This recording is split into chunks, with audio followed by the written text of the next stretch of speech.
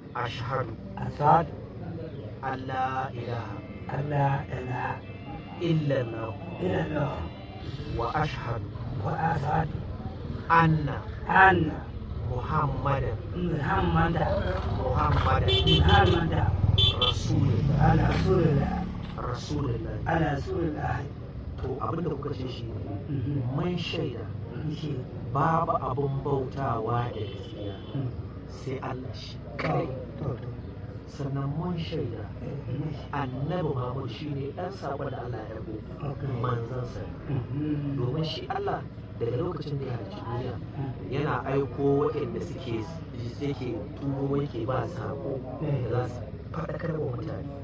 Domin idan ka tashi lahira Allah bai turo wanda ya gaya maka saƙo ba, ka je lahira baka bauta ma Allah ba, Allah bai kama ka da laifi. Amma idan ya turo ɗan saƙo saƙon ya so gare ka ka ƙi yarda da magana shi shine idan ka je Allah zai kona ka.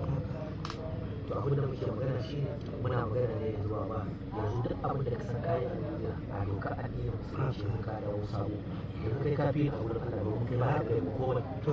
Allahu Akbar. Duk laifin ka Allah ya yafi, duk laifin Allah ya yafi gaba a doka addinin yanzu duk kun dawo sababbi. Ina da kurakure yanzu addu'a kuma ta fita wa masu to a musulunci dokar sake ne ka dawo sabo kar sai kai kokari ka gyara tsakanin ka da Allah.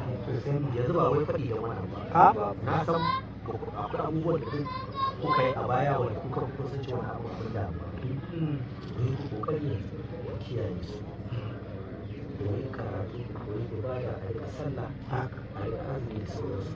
Wani shi ne a farko Allah ya jaddada ku, Allah ya kiku a cikin wani addini ya ba ku dawo da kada shi.